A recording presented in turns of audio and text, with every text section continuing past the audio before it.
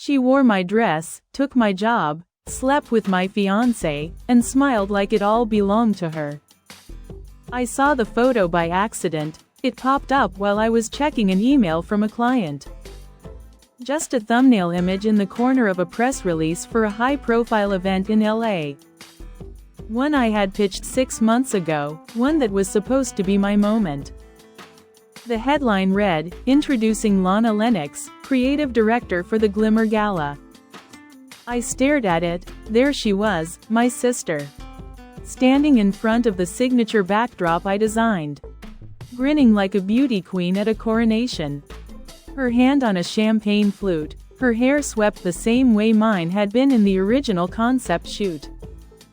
But it wasn't the pose that stopped me cold, it was the dress, my dress. Not similar, not inspired by, it was the dress. Custom sequined, midnight blue, sheer sleeves, boat neckline. A single pearl sewn into the cuff, one my late mother insisted would bring me luck on my engagement night. And standing behind her, half-cropped in the shot, was Derek, my fiancé. I blinked, refreshed the page, tried to make sense of what I was looking at. It didn't compute. Lana didn't work in events. She wasn't even on staff. The last time she shadowed me was when she forgot to bring a backup charger to a corporate conference. And spilled coffee on a sponsor's gift bag. I had to clean it up. She'd laughed it off like a kid breaking a dish. But here she was, headlining, wearing my dress, smiling beside my fiancé. The press release used language I'd written.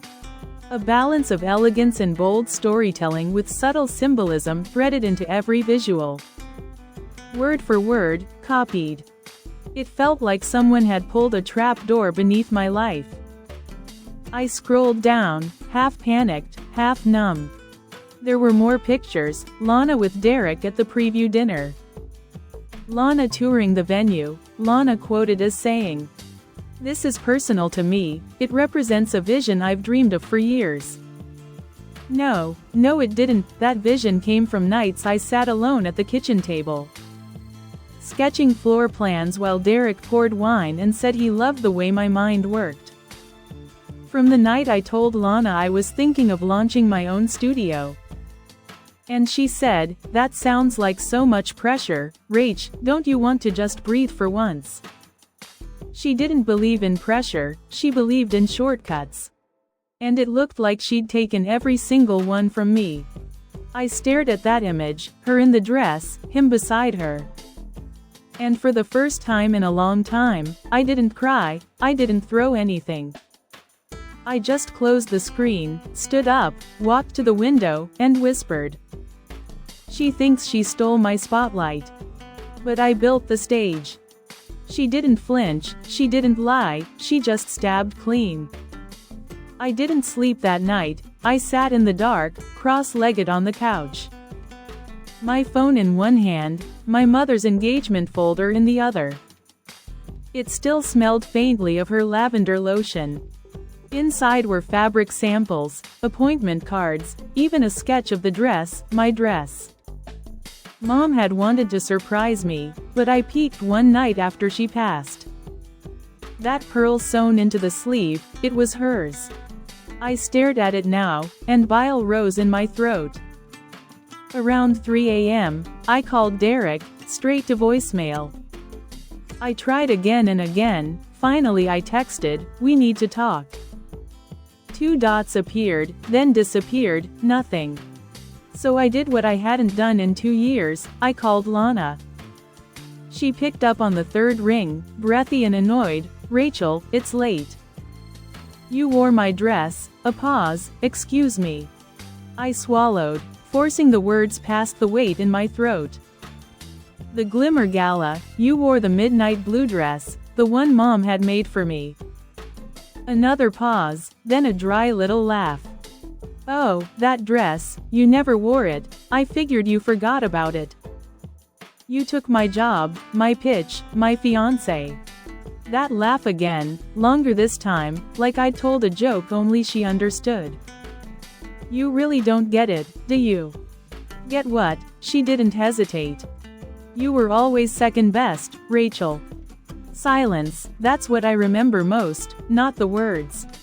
The stillness that followed, like every sound in the world paused to let the knife settle. I didn't speak, I didn't need to, because in that moment, I understood everything. This wasn't just ambition or love or even jealousy. It was something colder, older. The kind of bitterness that brews in shadows. That pretends to be admiration until it tastes blood. I'm hanging up now, I said calmly. Do what you want, she replied, just don't embarrass yourself. She clicked off, just like that. I sat frozen for what felt like hours. My mother's folder lay open beside me, the pearl sketch visible. A piece of me wanted to scream. Another piece wanted to drive across the city. Find her and drag that dress off her body with my bare hands. But I didn't do either. Instead, I stood up, tied my hair back, and pulled out my old hard drive, the one with my original Glimmer Gala pitch deck still on it.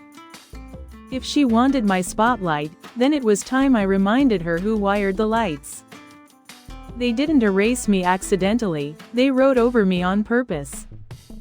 The next morning, I dressed in black, not for grief, not for drama. Just so I wouldn't be recognized. The office I once helped design still had the same frosted glass doors. The same brushed gold logo on the wall. But the receptionist, new, young, bright smile.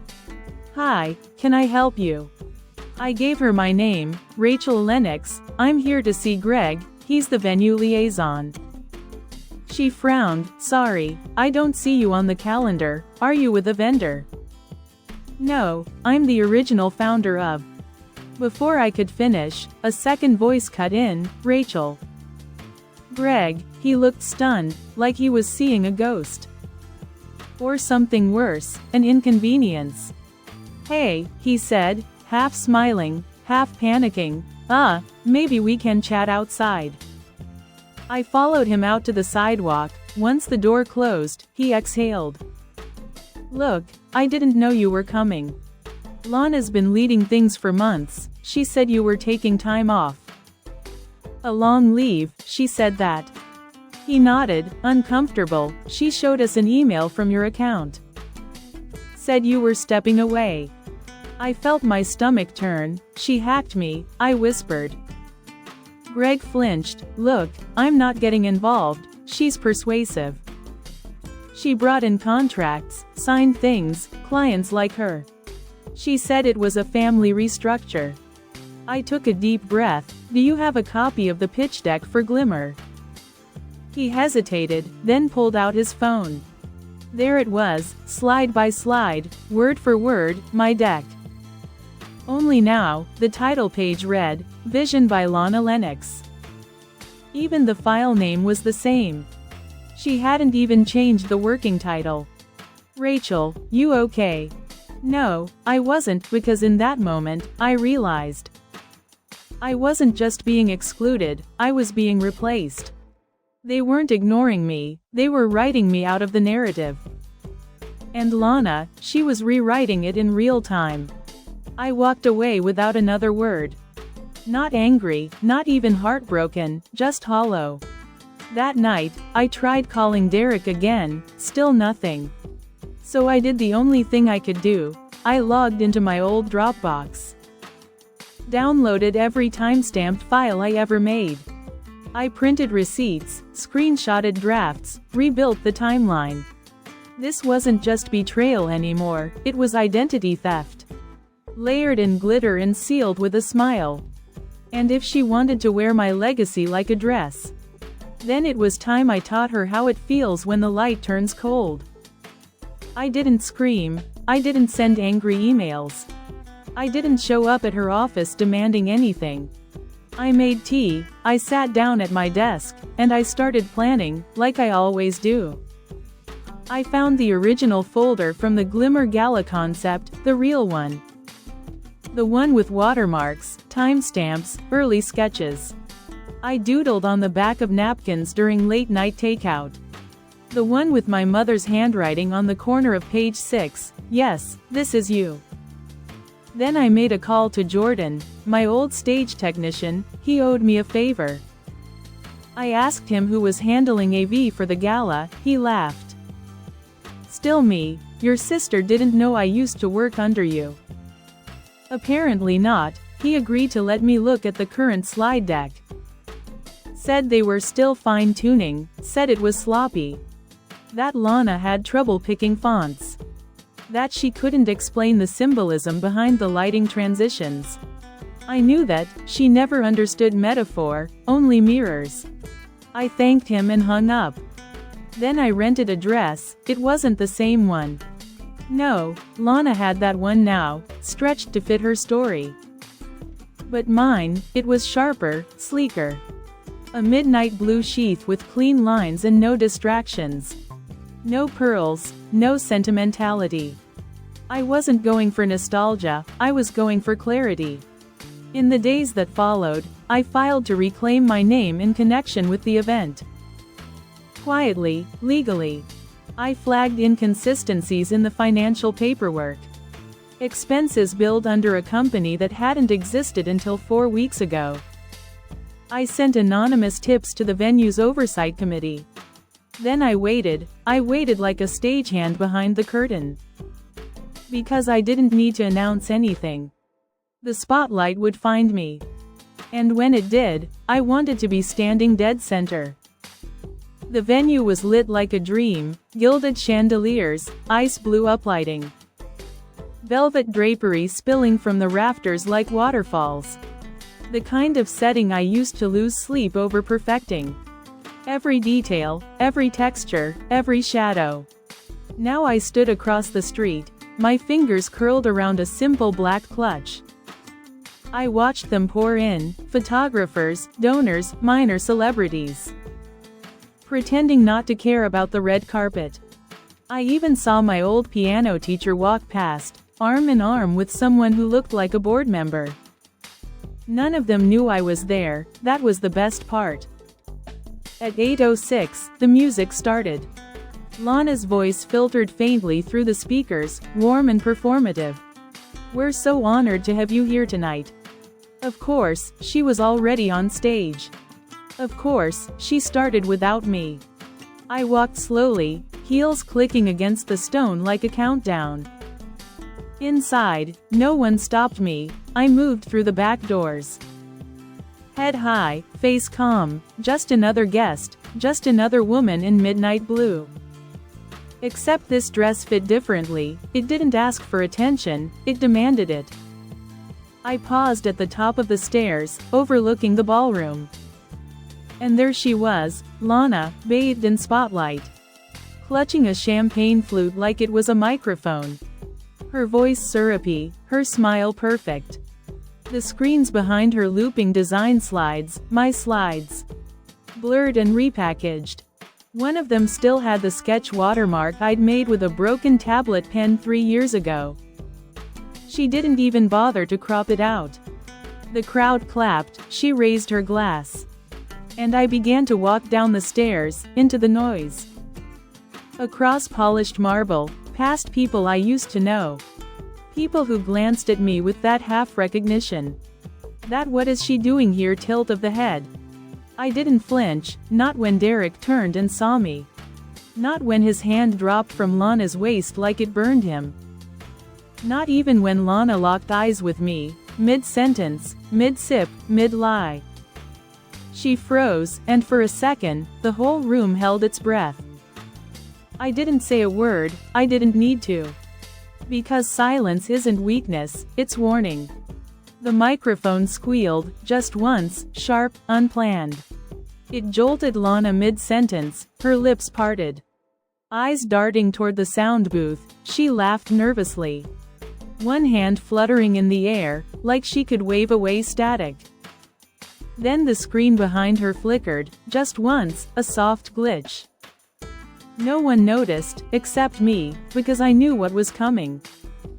Slide 3 disappeared, slide 4 replaced it.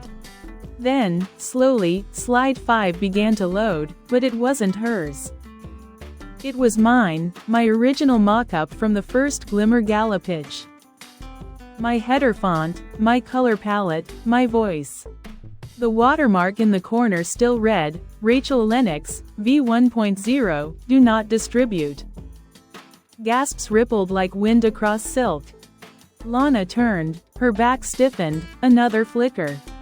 The screen split, half her edited design, half mine. The crowd didn't know where to look, whispers started to stir. She turned back toward them, trying to smile. There must be a technical mix-up, but her voice cracked.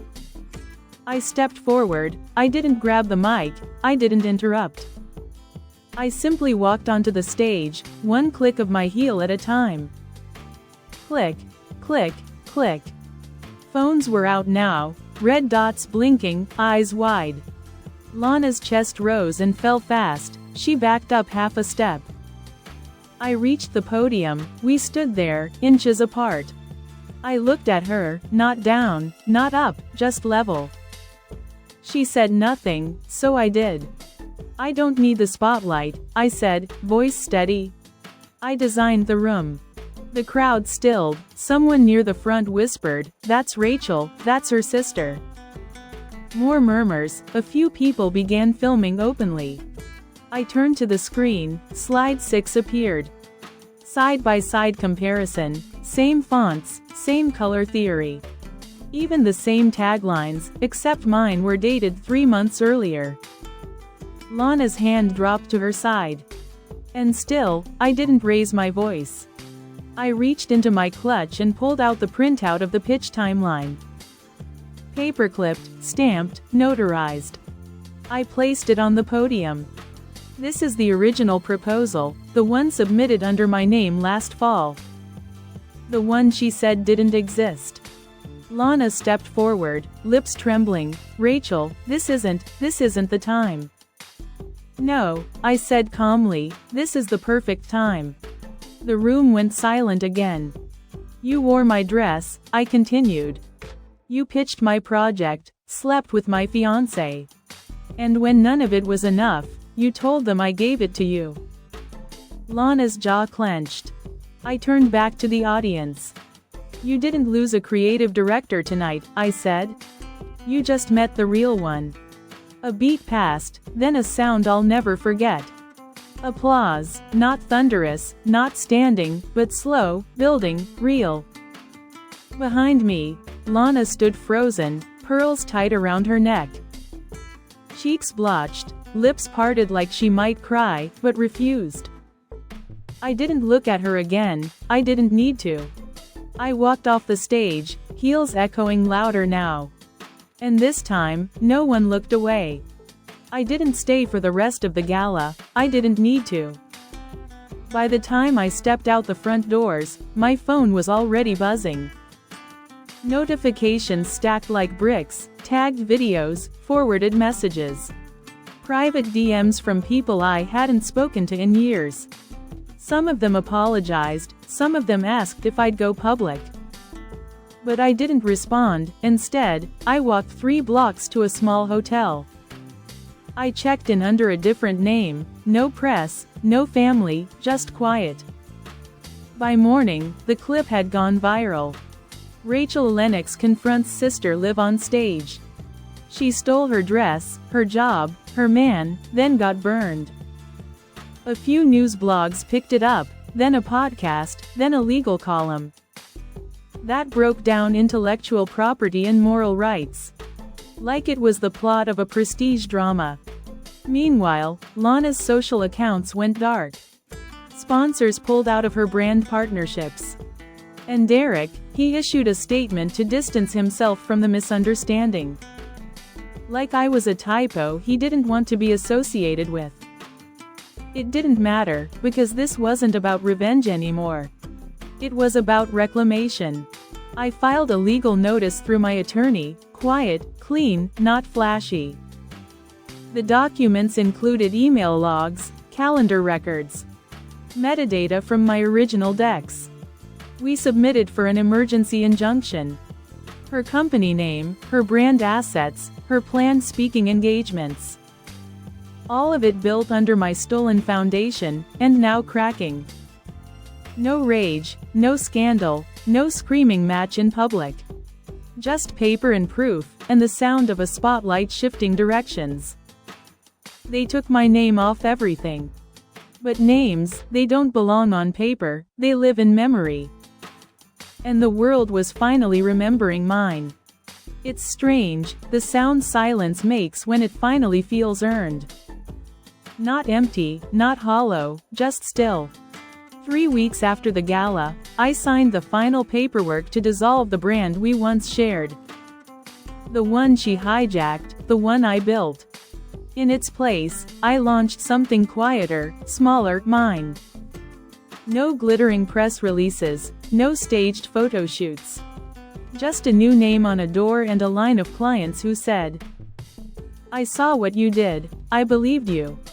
I didn't reply to the comments, I didn't return Derek's text. And when a tabloid emailed asking for my side of the story, I forwarded them a single photo. A shot of Lana at the gala, frozen mid-sentence. As the screen behind her revealed my name. No caption, no explanation, just truth. The kind you don't have to shout to be heard. Some nights, I still open the drawer that holds the pearl cuff. Not because I need it, just to remind myself what quiet power feels like. Mom always said pearls meant pressure made visible. Now I know what she meant. I tell this story not for sympathy, not for applause. But for the woman sitting alone right now. Wondering if she's crazy for feeling erased. You're not, they see you, even when they pretend they don't. Even when they wear your dress, even when they steal your light. You built the stage, step up, take it back. And when you do, don't whisper, smile. If that hit a little too close to home, you're not alone. Share this with someone who's been underestimated for too long. And if you've ever taken your power back, tell us how.